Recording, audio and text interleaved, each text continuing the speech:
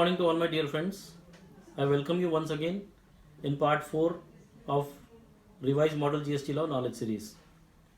Now this part will be doing in the form of webinar along with clear tax. And this webinar will be covering supplies including free supplies. We will be discussing supplies in detail. Then thereafter we will be discussing impact of GST on branch transfers. Thereafter we will be discussing job work under GST including transitional provisions. And at last we will be discussing the valuation under GST.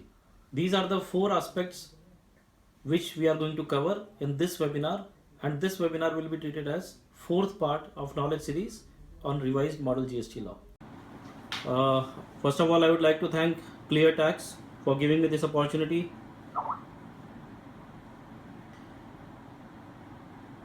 Now I believe I am audible and everybody can get connected to me. Now let's directly move towards the topic which has been allotted for the day. And in this webinar, we will be covering these particular topics. We'll be starting with the definition of supply under GST including free supplies, impact of GST on branch transfer, job work including transitional provisions, valuation under GST, and then if the time permits, we'll take question answers. And I have another plan also in my mind, and that is that we will skip valuation if possible and we'll take question answers, so that at least whatever topic we can cover, we'll be dealing with all those questions.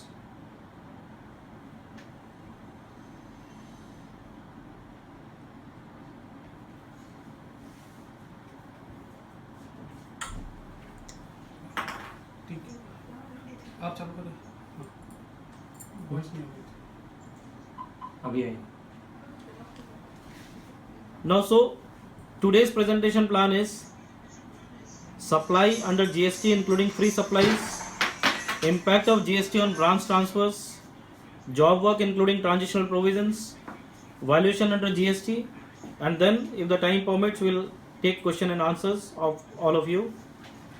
And I have an alternate plan also in my mind, that is if possible we'll skip valuation and cover in the next webinar and take the question and answers. Now let us see how the time moves and how we are getting the freedom to take question and answers and the topic of valuation. So straight I am moving towards the topic of supply. Now as we all know that GST is based on 3 important things. If I have to say that what are those 3 terms which are most important so far as GST is concerned, one is supply, the other one is time of supply, and the third and most important is place of supply. Why I am saying place of supply is most important? Because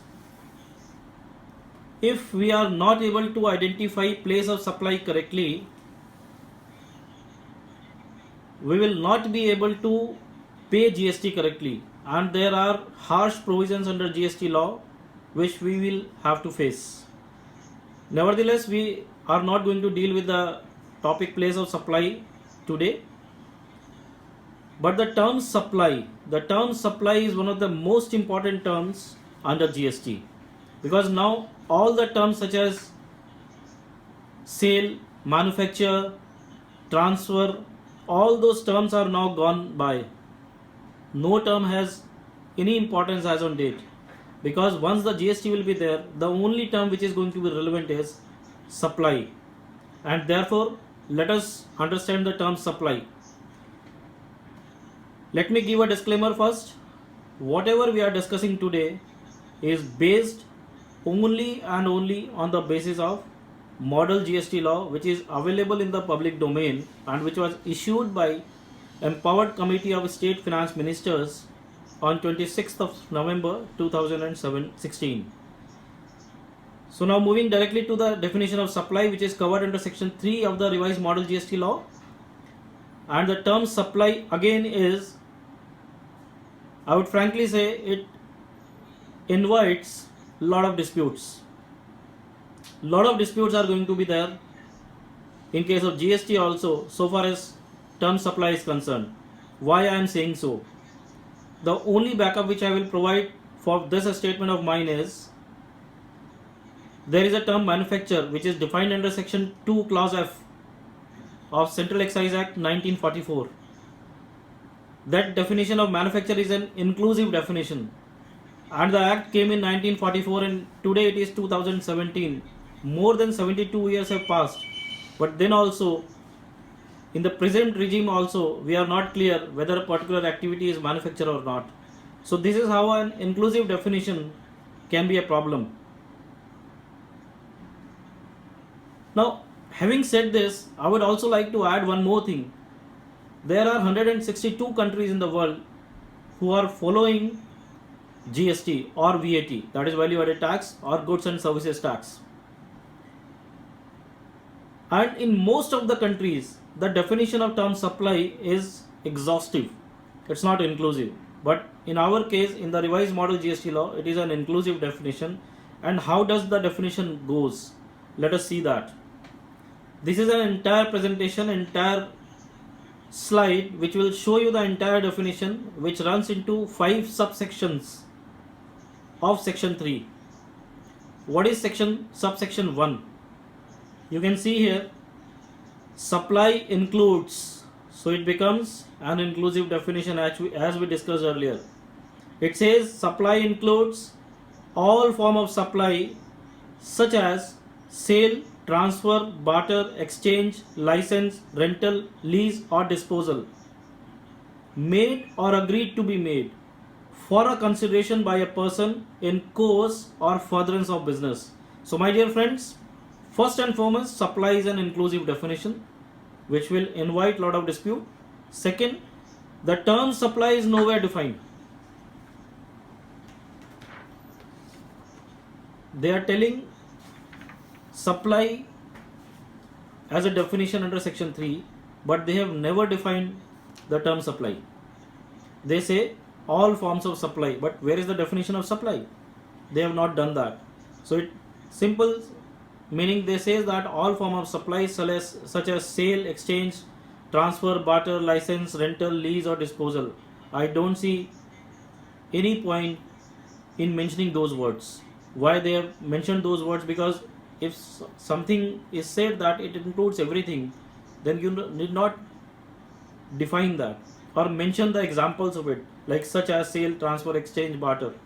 Anyways, and moving further to the next limb of the definition, it says that for a consideration. So important is any form of supply made or agreed to be made for a consideration by a person.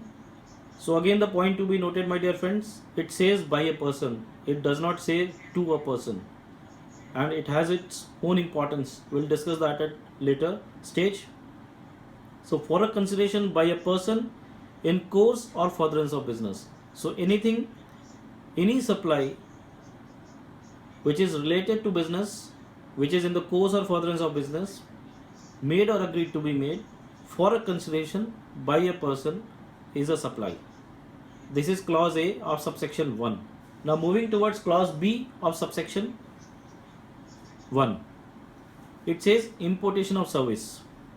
Now importation of service for a consideration whether or not in course or furtherance of business. In earlier model GST law, which was originally released on 14th of June 2016, it was importation of service for whether or not for a consideration and whether or not in course or furtherance of business. Now they have rectified and they are now saying that importation of service for a consideration, it means the consideration is must, whether it is related to your business or not, that is not important. And please note, it only speaks about importation of service. It does not speak about importation of goods, because for that custom has a provision. So since it is not the topic of the day, plus we are not having that much of time, so I am not covering that, and straightway I am moving to clause C of subsection 1 of section 3. It says supply is specified in schedule 1 without a consideration.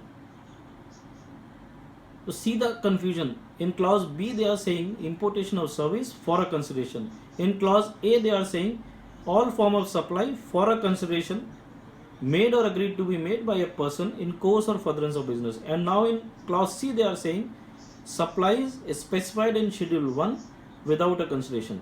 So it is very important schedule, and we will have to refer that, and we will refer it in the next slide. There are certain situations, certain supplies which even if there is no consideration involved, but it will be treated as supply under GST, and hence it will be taxed.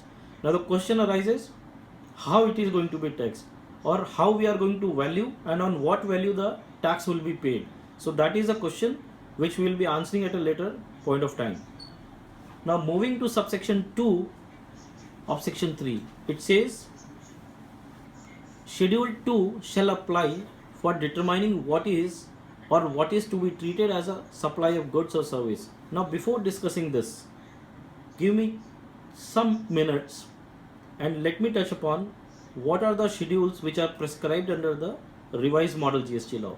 In total there are 5 schedules. The revised model GST law runs into 197 sections, 27 chapters and 5 schedules. There is no rule. In old model GST law that was issued on 14th of June, there was a rule also, determination of valuation rules 2016, but now those rules are omitted. So 5 schedules. Schedule 1, matters to be treated as supply even without consideration. Schedule 2, which we are touching upon right now. Now see why GST was required.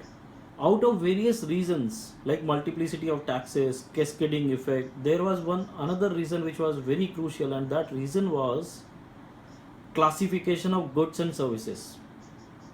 Whether some transaction or some activity is to be considered as a sale or service was a big question.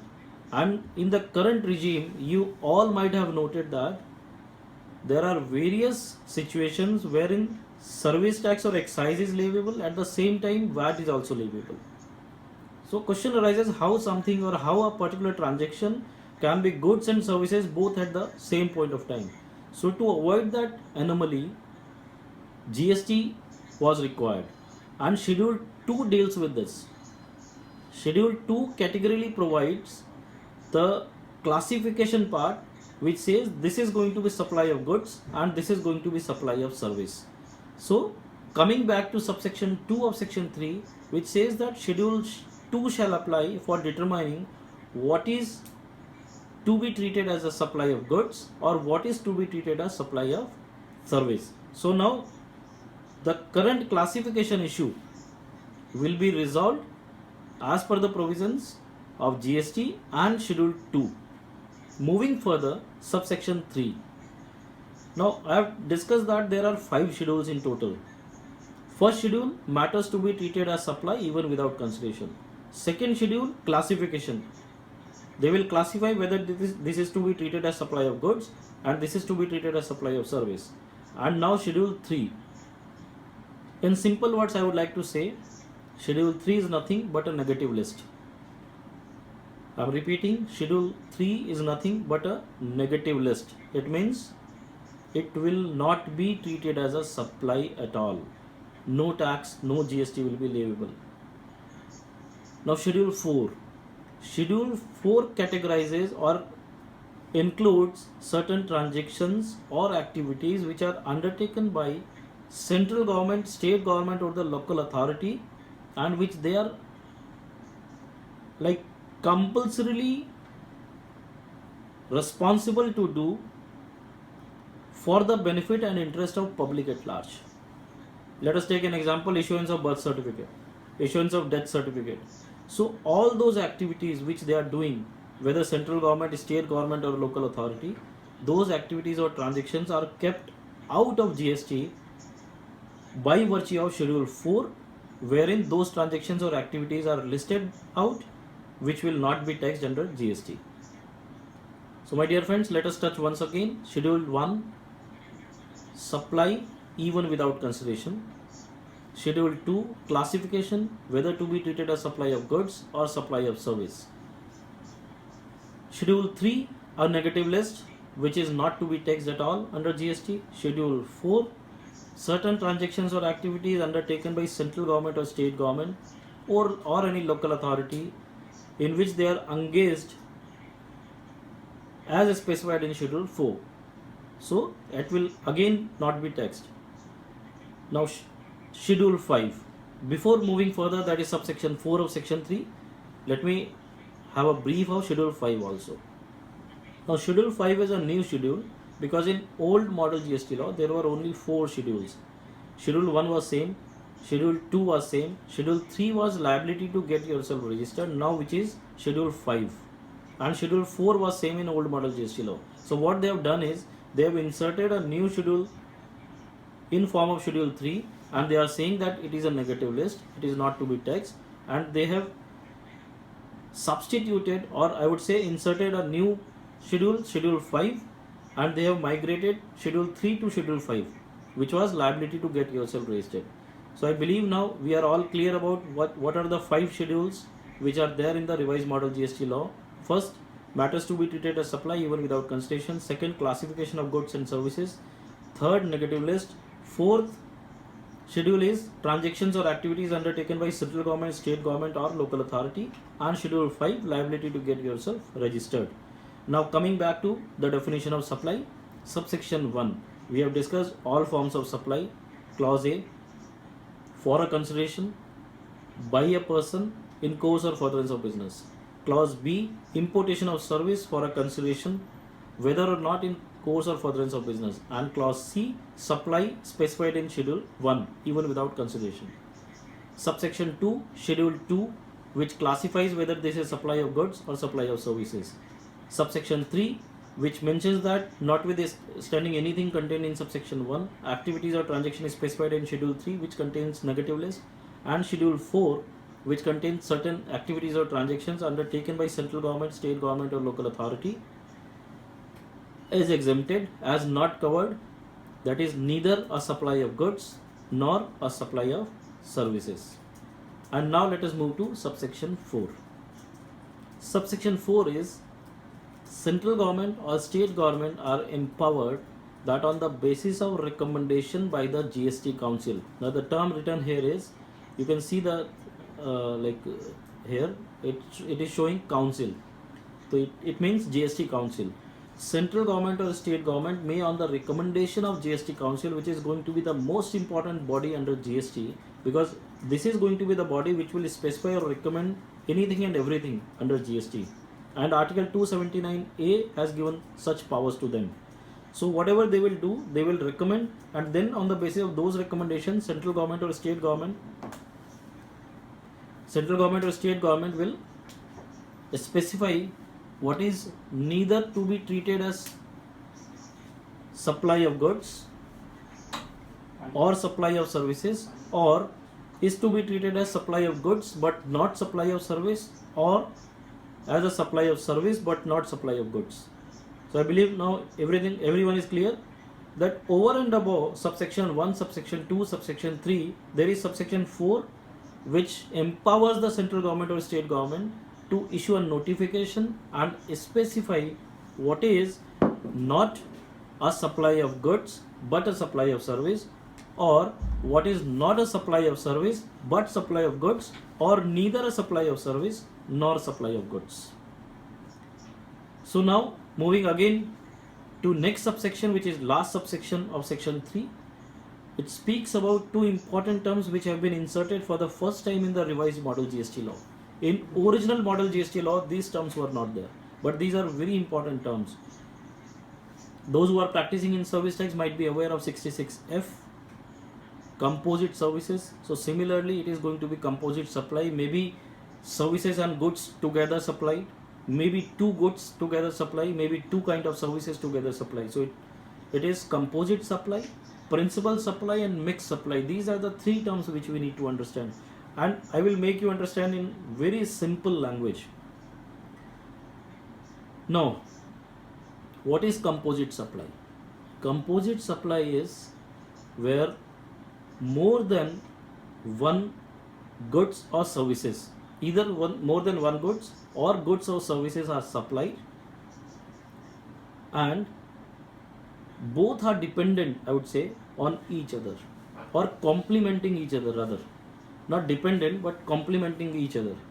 So that becomes a composite supply. And out of a composite supply, there is certainly going to be a supply which is going to have a impact, or I would say dominant nature, and whatever supply is having a dominant nature will be treated as a principal supply. And then what is mixed supply? Mixed supply is wherein multiple items, multiple goods, or multiple goods and services are being supplied, and they have no interrelation or no complementation of each other. They are not complementing to each other to any extent. If we try to understand this with an example, composite supply can be a supply in a package of toothpaste and a toothbrush. We generally find that there is a package or an offer. When you are asking for a toothpaste, they give you a package wherein the toothbrush is also there. So it becomes a composite supply. And then what will be the principal supply in this? The principal supply will be toothpaste, because that is having the dominant nature. What about the mixed supply? Now in mixed supply, you are being supplied a toothpaste, a shaving cream, a razor. So I think all these items are independent of each other. They are not complementing to one another, and therefore it will become a mixed supply.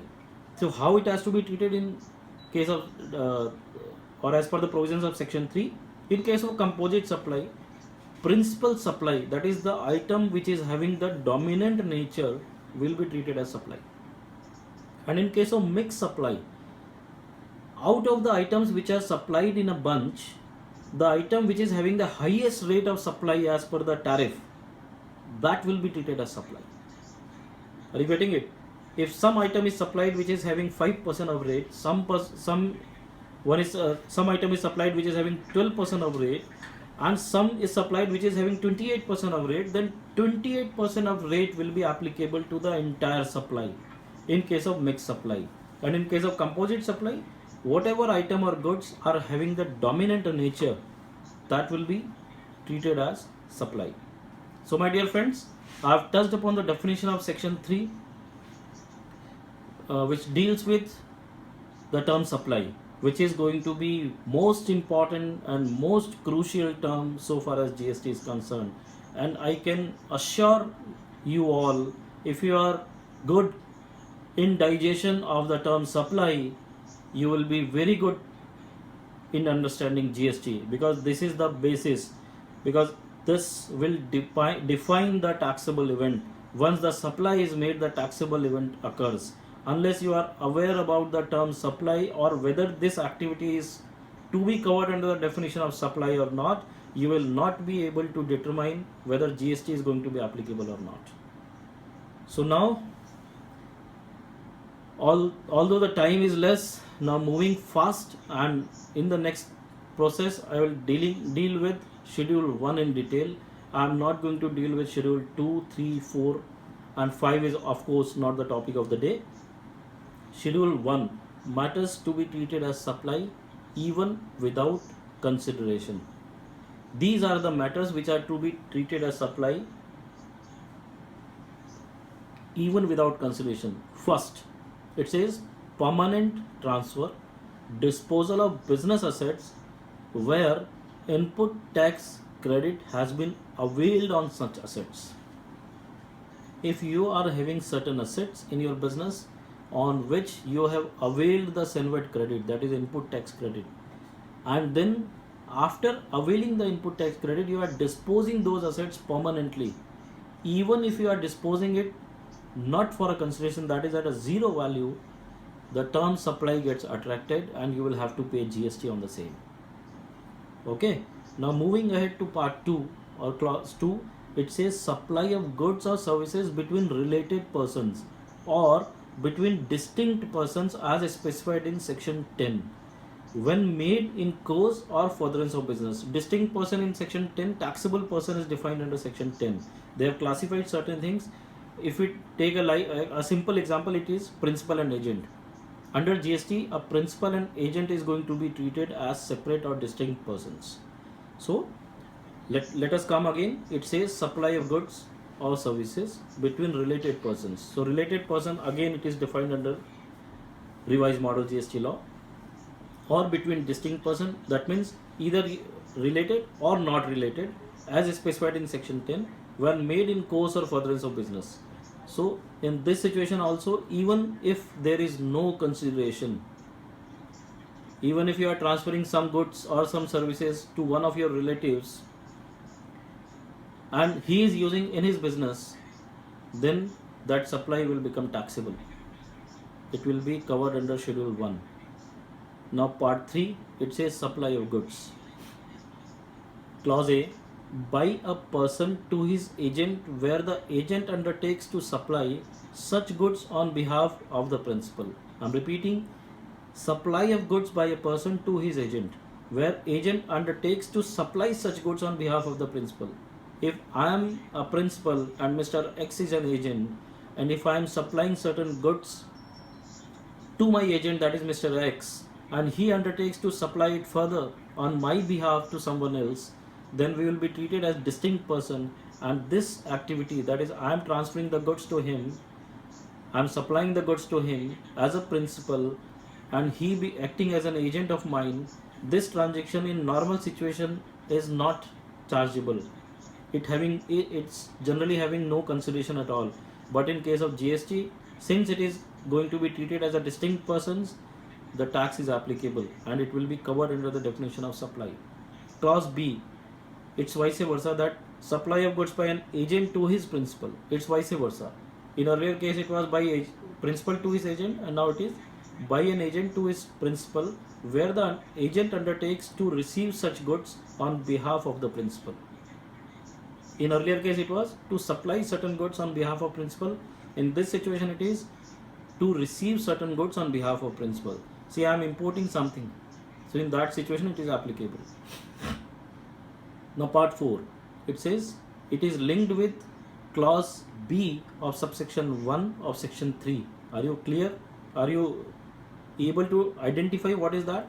That is importation of service, we have discussed. Subsection 1 of section 3, clause B, importation of service for a consideration whether or not in course or furtherance of business. Now this fourth clause is going to be in relation with that. So you correlate these two things. It says importation of service by a taxable person.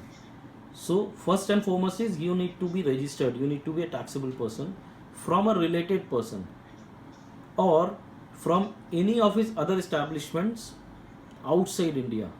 It means any of your establishments outside India in course or furtherance of business, it again will be treated as supply. So let us take an example. Your relative is situated at located at US and you are importing certain services from him at zero value, and you are using those services in the course or furtherance of your business, then this will be treated as supply, and thereby you will be liable to make payment of GST. So with this we are done with the term supply.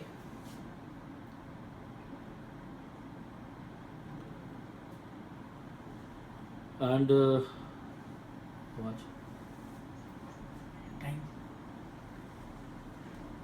Now let us move ahead, and the next part that we will have to cover is impact of GST in branch transfer. Most of the questions that I am getting or that most of us are getting is related to registration. Network chala gaya? Okay. Most of the questions are related to registration or multiple registrations or centralized registrations, or in most of the cases branch transfers. So we are going to discuss the GST impact in case of branch transfer, and we'll understand it very practically. See, now in this situation, just have the look on the slide. It says branch transfer.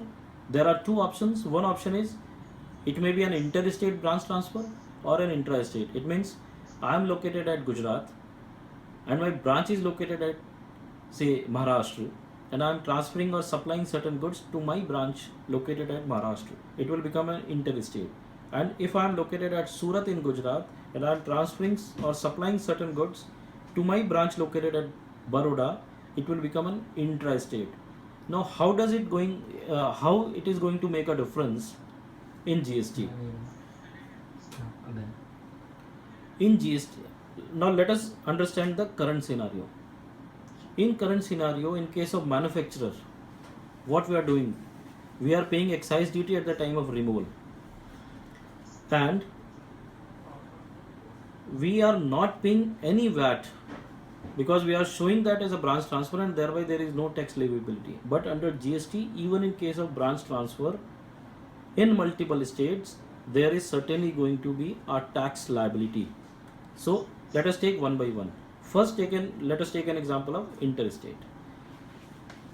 If we are having branches in multiple states and I am transferring, or a branch or a HO is transferring certain goods to a branch located at another state, in that situation, GST is certainly going to be made applicable. Reason is, both are going to be a separate registrants. Both are going to be पाउस कर लीजिए, नहीं आ रहा.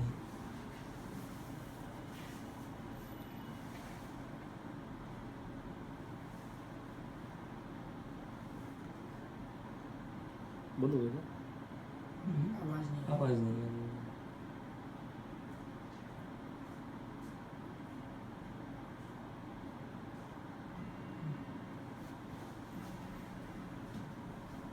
क्यों करें? अभी चालू हो गया.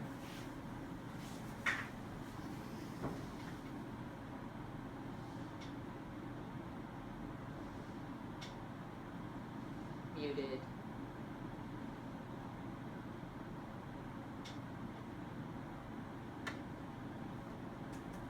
चालू नहीं हो रहा है. Unmuted. ये साइड नहीं चालू करनी, बस वो नहीं पीपीटी कहाँ चालू हो रहा है?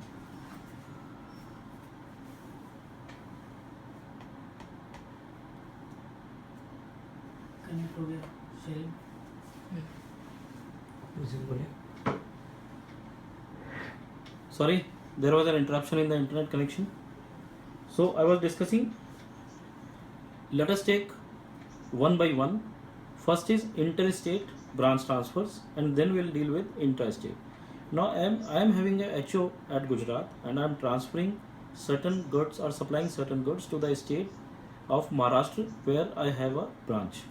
In this situation, in the current scenario, I am not paying any tax, that is any value added tax, at the time of branch transfer. But in case of GST, there is certainly going to be a payment of tax that I will have to make. So it will directly impact on my working capital. There will be a direct impact on my working capital.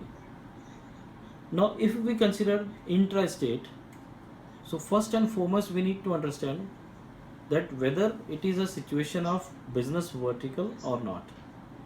Let me put this with an example. Bank branches, or let us say a branch of a chartered accountant. So if I am having 10 branches of a CA firm, and in all the branches which is located in one particular state, we are dealing with same kind of services, so I am not required to take separate registration for each of those branches located in one particular state. But if I am having a separate business vertical, then in that situation I am having an option of getting myself registered separately. So please appreciate one point, that if I am having a registration under GST in one state, it is applicable to all my branches in that state, and therefore branch transfers intra-state will not be taxed. There will be no impact on GST on such branch transfers which are within a state. But if I am having a business vertical and I am exercising the option of having a separate registration for business vertical, in that situation, whatever transfer I will make or whatever supply of goods or services I will do for my separately registered business vertical, the GST will certainly be applicable. So what are the situations? Let us sum up. First situation was, in case of interstate, the tax is certainly going to be applicable. when from one state a branch is transferring certain goods to a branch of another state, the GST is going to be applicable. But in case of intra-state, if I am not registered separately as a business vertical, then no tax will be applicable, no GST for branch transfers. But in case I am having a separate registration, now since I am having a separate registration and I become a distinct person, whatever I will transfer, this is known to me that this is my branch, but to system or to department it is not known that this is your branch. They will treat this to be a separately registered person, and therefore GST will be made applicable even in case of branch transfer, provided that branch is separately registered as a business vertical. So this was the impact of GST on branch transfer. Any questions you can ask and I am here to answer that. Now moving ahead, job work including transitional provisions. This is again a very crucial aspect so far as GST is concerned or so far as any business is concerned, and we will have to understand this in a very clear and absolute manner. Section 55 deals with the provision of job work, that is supply of goods for job work. And I believe the concept is known to everyone. One person who is known as a principal manufacturer is supplying certain goods to another person for carrying out certain activities or processes, and then after carrying out those processes there are two options. Either that job worker is sending those goods to the principal manufacturer again, and then the principal manufacturer is supplying finally those goods, or the job worker is directly supplying those goods to the outside world. These two options are available. So we'll discuss what are the provisions pertaining to these two options under the GST, Revised Model GST Law, and with that we'll also cover the transitional provisions, which are again very crucial so far as transition phase of GST is concerned, which will be on 30th June to 1st July. So now let us go to the provisions. This is something which I have to deliver for you. It is not related to section 55. It is simply a business structure. You are a manufacturing organization, whether you can do or either you can do your own manufacturing or you can send certain goods for job work. These are the two options which you have. And if you are doing your own manufacturing, interstate, certainly it is going to impact your working capital. Intrastate, no impact on working capital. Since this is not the topic of the day, we are not going to cover this. Now the topic of the day is job work. Now in case of job work, that is sending certain or supplying certain goods for getting it job worked, you can send it either intrastate or interstate. That is, I am located at Surat in Gujarat and I am sending or supplying certain goods to the state of Haryana, because that kind of work is being done only at that place. So in this situation it becomes an interstate supply. So whenever there is an interstate supply, 110% the working capital is going to be impacted. But how it is going to be impacted, that is provided under section 55, and we need to cover that. And we need to cover that in quite detail so as to understand the provisions in specific fashion or manner. This is section 55. I have taken two situations. One is a normal situation. In all the normal situations, what will happen? See, this is what is going to happen. Now, principal or a registered taxable person, what he will do? He will supply certain goods without payment of tax. If we look to the current scenario, there is a notification which says 214/86. The provision is something like you can send your goods for job work without making payment of excise duty, because excise duty is applicable on removal. Anything and everything that is removed from your factory, you will have to pay duty on that. So for job worker, this is a notification 214/86. If we comply with that, then at the time of sending those goods or removing those goods for job work, the tax is not applicable or duty is not applicable. The similar kind of provision is there in GST also, and it is provided under section 55. It says you are as a principal manufacturing transferring certain goods to job worker 1 without payment of tax. Now it says that if we read the provision or the section, it says that with prior permission and compliance of prescribed procedures.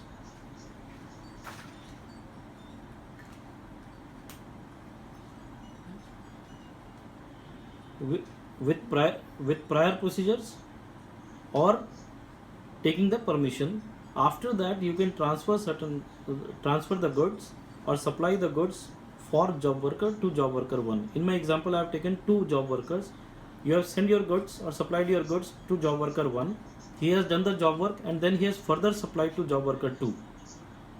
What will happen in that case? Again, the job worker 2 will also not make any payment of tax, and there are 2 options. First option is, after doing the job work, he will supply back the goods to the principal manufacturer, and then principal manufacturer will supply those goods finally. So this is the entire chart.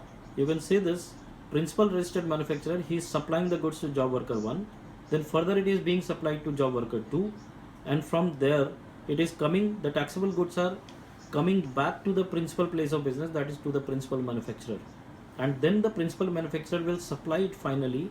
If he is supplying within India, then he will make the payment of tax. If he is not supplying within India, then it will be supplied without payment of tax. Now moving to the next slide, which discusses about the situation wherein it is other way around, that is the job worker will directly supply the goods to the outside world. In that situation, what is going to happen? First is, you have supplied, as a principal manufacturer, you have supplied certain goods to job worker 1 without making any payment of tax under GST. Then that job worker has again transferred those goods or supplied those goods to job worker 2. This is similar to the earlier example.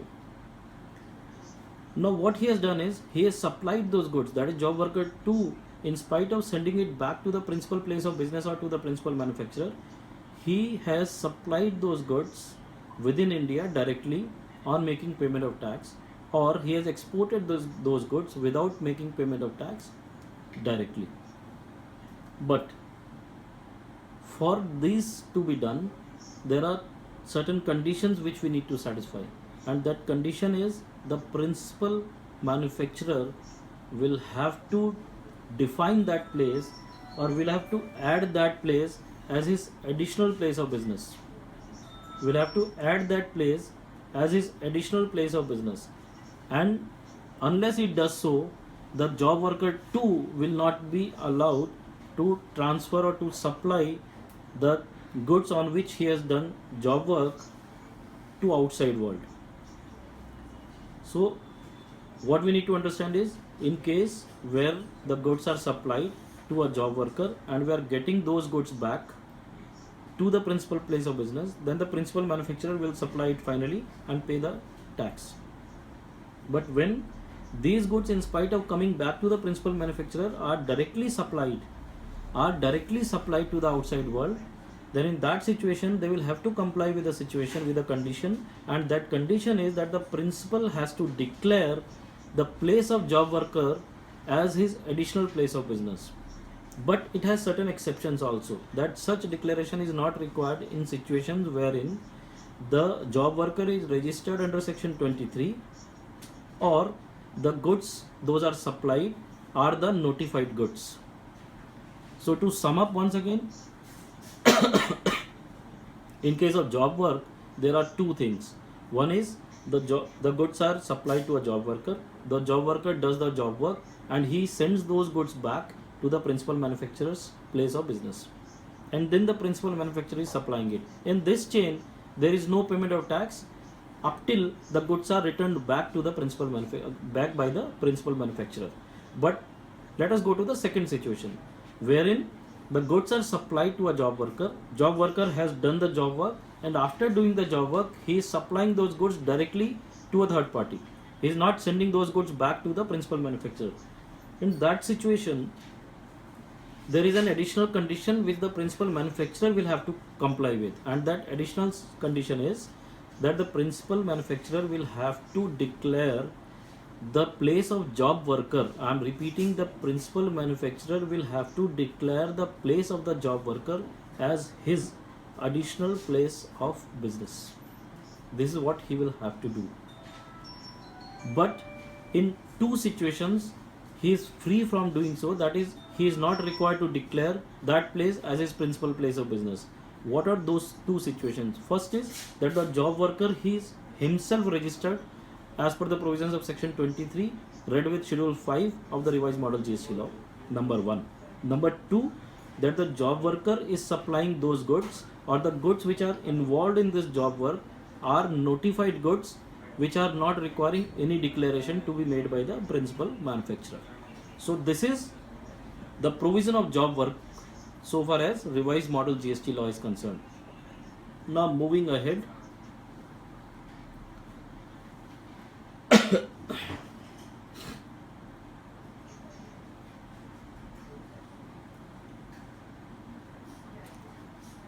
transitional provisions. There are three important sections discussing or dealing with the provisions pertaining to job work, and those are section 175, 176 and 177. 175 deals with inputs which are supplied or removed prior to the appointed day and returned back after the appointed day.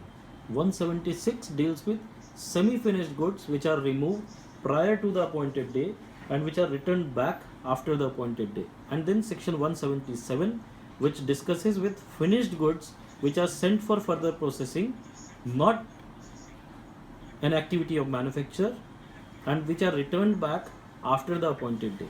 So we'll discuss all these three sections one by one. 175 and 176 we are discussing now, which is input and semi-finished goods which are removed for job work and then returned back. Now start from here. It shows inputs and semi-finished goods removed for job work as per earlier law, that is prior to the appointed day. Now there can be two options. One option is either then those goods can be returned back within a period of 6 months or after a period of 6 months, because this 6 months period they have allowed in the revised model GST law, which can be further extended for valid reasons for 2 months. It means total period can be either 6 months or 8 months. If the extended period is allowed, then 8 months, otherwise 6 months. So if those goods are returned within a period of 6 months, then certainly no tax. I'm repeating, if those goods, you can see here, returned within 6 months or extended period, then no tax has to be paid by the job worker. But if the goods are not removed, or if the goods are not returned within a period of 6 months from the appointed day or 8 months from the appointed day, then in that situation the tax becomes payable by the job worker at the time of sending those goods to the principal manufacturer. Now connected with section 55 current provision or 214/86, now you have supplied or transferred certain goods for job work prior to 30th June or 1st July. You have transferred on, say, let us say 25th of June, and those goods are now covered under GST and now returned back on 10th of July. So in that situation, those goods are getting returned within a period of 6 months from the appointed day, that is 1st July. So tax will not be applicable. But in case those goods are sent back in April 2018 in spite of July or within 6 months, it is coming back on April 2018. So now since it has crossed 6 months or 8 months period, thereby at the time of sending those goods after job work to the principal manufacturer, the job worker will have to make the payment of tax. I believe it is clear now. Transition provisions, you have sent the goods earlier for job work in the prior law and you are getting the goods back in the current law, that is GST. And when you are getting back, if it is within 6 months from the appointed day, no tax. If it is not within 6 months or the extended period of 8 months, then certainly the tax will be payable by the job worker or the manufacturer. And there is a condition which is written at the bottom. It says that this clause or this section of transition is applicable only if manufacturer and job worker declare the details of inputs held by them. If they declare on the appointed day that these are the inputs, job worker says that this is what I have received from the principal manufacturer, and the principal manufacturer says that this is what I have issued as to the job worker, then and then only the section 175 and 176 will be applicable. Otherwise, even if you are getting the goods within 6 months, the tax, that is GST, will be leviable and you will have to pay tax. Moving to next section, which is section 177. It deals with, you can see here, finished goods removed for carrying out certain processes and returned back. That is, you have sent certain finished goods for carrying out certain process which is not amounting to manufacture. I am repeating, you have sent finished goods. Now your question should be that when the goods are finished, why it is sent for job work? So thereby I am adding, you have sent certain finished goods for job work or for a process which is not amounting to manufacture. It can be testing of the product. Once the product is finished, you are sending it to an outside agency for testing purpose. So that will be covered under this subsection.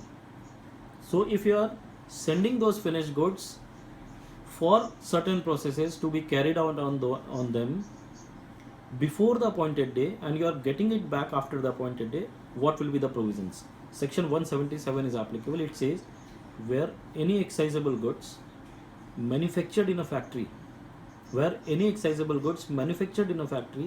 had been removed without payment of duty for test or any other process not amounting to manufacture,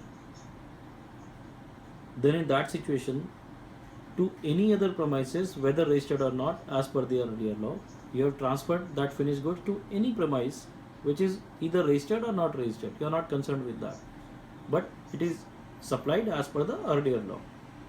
So again, if it is returned within 6 months, no tax shall be payable. 6 months means 6 months or extended period of 2 months, that is 8 months. And if not, that is if it is returned after 6 months or 8 months, then yes, liable to pay. Then tax has to be payable by the person who is returning those goods. So my dear friends, up till now we have covered, as per our agenda, supply, the impact of GST on branch transfers, job work, including the transitional provisions, and now next topic is valuation. You might all remember that at the time of starting my deliberation, I have told that I would like to skip, I'm repeating, I would like to skip the topic of valuation. The reason was, in old model GST law, if we consider, there is a provision which is section 15, and it was read with a rule which was provided in the old model GST law, which was issued on 14th of June 2016. And as per that, there was determination of valuation rules 2016. Now in revised model GST law, which is there on 26th of November 2016, that rule, that is valuation rules, are omitted. Now since there is no valuation rules, there is no point in discussing valuation under GST. But still, since the topic is given to me, what I will do is, I will try to cover subsection 1 of section 15 at least. I will not be covering subsection 2 or subsection 3, which discusses with adding the tax effects or something which is paid by the other person on your valuation part. I will be discussing with the crux, that is the basic understanding of valuation. Section 15, subsection 1. It says the valuation under GST will be based on transaction value. I am repeating. The valuation under GST will be based on transaction value. And what is transaction value? Transaction value is something which is entered into the books of accounts and which is actually the part of dealing and have nothing hidden. And the provision says the valuation will be, the value of taxable supply will be the transaction value entered it into between, the transaction should be entered into between two persons who are not related. It means they should not be related, they should be independent of each other. and the price or the value of transaction shall be the sole consideration of that transaction. I'm sorry. So now what is valuation? Valuation is transaction value for a transaction which is entered into between two persons who are not related, number one, and this price, this transaction value is the sole consideration. It means it is not having any particular additional consideration. Now let me put an example. You are going to a mall, there is an option that this is a television worth 70,000 rupees, but if you give your old television, then only 30,000 you will have to pay and you will get the new television. In this situation, whether this 30,000 paid by you is the sole consideration, I would say no, because what you are doing is you are giving 30,000, along with that you are giving your old television also, so it is not a sole consideration. But if you are paying 70,000 and taking the TV of 1 lakh rupees, then department will not say that why you have not paid 1 lakh rupees, since the transaction has been entered into between two persons who are not related, and the price of 70,000 that you are paying is the sole consideration. You have not paid anything, whether in cash or in kind, to the other person. It becomes a sole consideration, and therefore the transaction value, which is 70,000, will be applicable as a value of supply for the purpose of GST. So this was the provision of subsection 1 of section 15 of the revised model GST law. Then there are subsection 2, subsection 3, which discusses with something to be added. And just for an example, I would say, like, if the other person is paying something which you were supposed to pay, maybe taxes, maybe any maintenance cost, maybe anything, that transportation cost, whatever that you were supposed to pay and he has paid it, then it has to be added in the value. If there are certain discounts which are open at the time of entering into the agreement, those discounts are not to be reduced. So these are some certain principles which will be following for the valuation.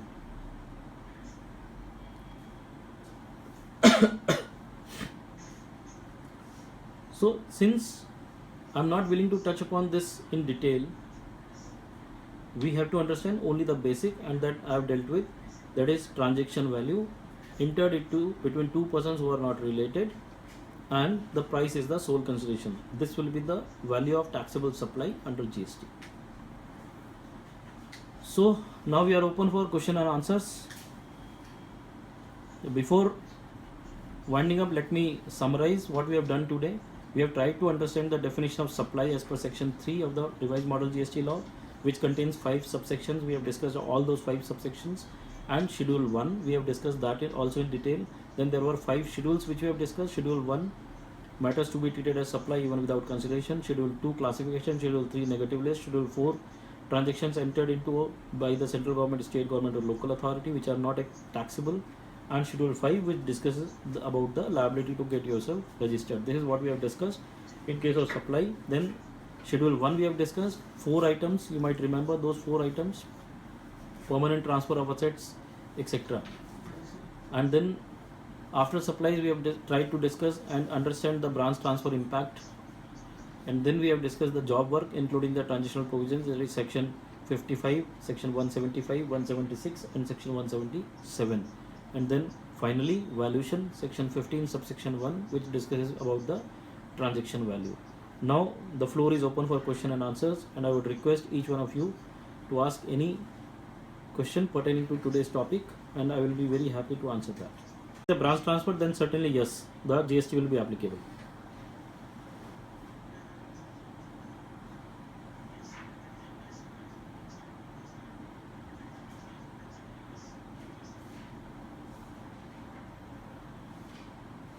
Sure. We have one question from Mr. Sumit, is that what will be the treatment of scrap arising at the job worker place?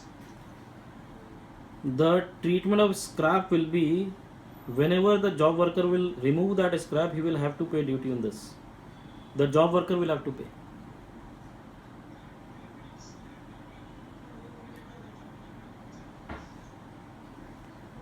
Repeat. Shall I repeat?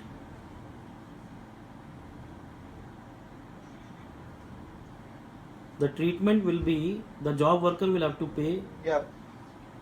Please repeat, sir. Yeah, the treatment in case of scrap will be that the job worker will have to pay the duty at the time of removing that scrap. Okay. Okay. Then Mr. Sneha Prajapati has asked, presently we are getting F forms from branch transfer to agents. Will this be taxable under GST? Yes, it is If taxable. so, rate thereof, further can a credit of this be taken by the agent? If so, does he need to register separately under his state laws? 100%. 100%. He will have to register separately. These two are going to be treated as a separate, distinct persons. They both will have to take registrations, and whenever they are supplying to each other, that will be taxed under GST, and both will be eligible to take the credits also. So, shall I repeat again?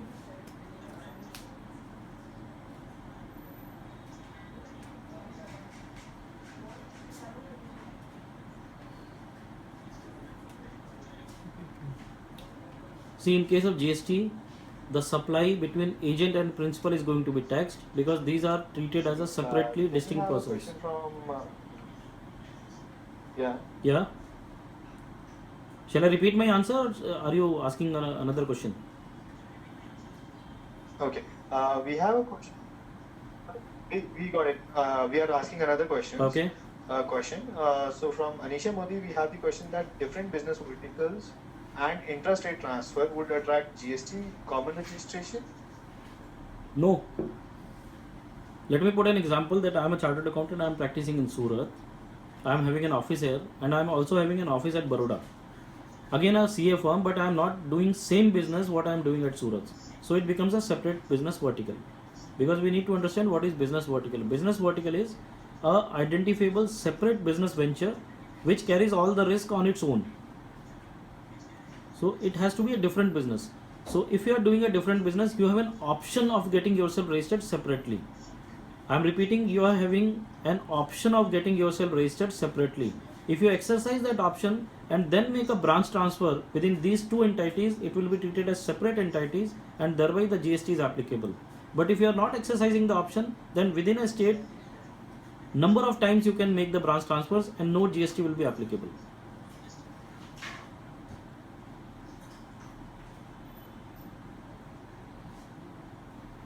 Okay, we got the answer, sir. Now, Mr. Shankar Narayan is asking, can we pay the GST on cost price for stock transfer of goods? No. See, as I said that there were valuation rules in old model GST law which was issued on 14th of June 2016, and it was carrying rule 3, rule 4, rule 5 and rule 6, and those rules were transaction value, rule 3, rule 4 was computed value method, comparison method, and then residual method. So there cannot be any cost method. It has to be cost plus profit, that is computed value method. You can compute your profits and the price, market price, and accordingly you will have to pay GST. But now there is no rules as such. It will be coming most probably expected in March. Now again,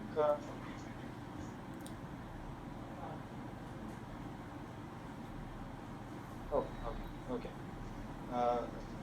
So Mr. Shankar Narayan understands the answer and he thanks you. Okay. And then again, Ms. Anisha Modi is asking, what is the treatment of scrap from accidental automobile workshop? Will it be the same? 100% it is going to be the same. But maybe the rate may differ. Once the tariff is out, we can comment on that. Okay.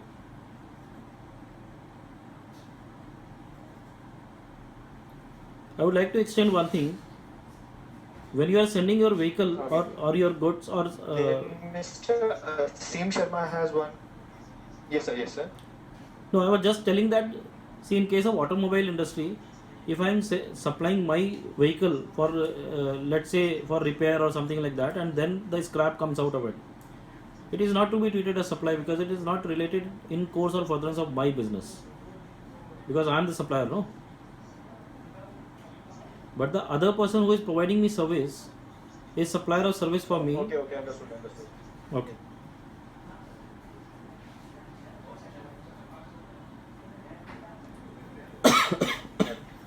Now, Mr. Asim Sharma asked that from job work, if we purchase some material from our vendor and he directly delivers to our job contract, and after some value add on it, our job contractor will return that material. How GST will work? See, I've said The that. question seems a bit complicated. No, it's not complicated. See, Section 55 provides that you need to take a prior permission, number one, and you will have to comply with certain rules and regulations which they are going to come out with for job work, right? So in that situation, they will come out if the goods are being sent to the job worker directly by the vendor. So they need to give a particular intimation to the department, and on the basis of that intimation, once the job work is done by the job worker and the goods are sent back to the principal manufacturer, the section 55 is going to be applicable. And till that moment, that is from the vendor to the job worker and from job worker to principal manufacturer, there will be no tax. Once the goods are received by the principal manufacturer, and then when he supplies further, the tax will be applicable. It means similar provisions, same kind of provisions will be there.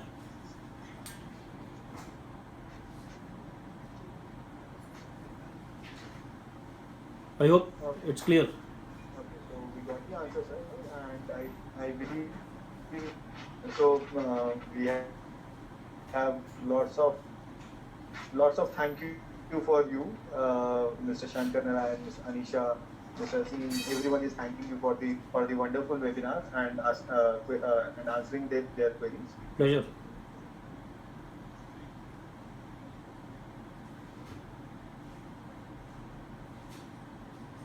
Okay. So everyone, let us conclude the webinar.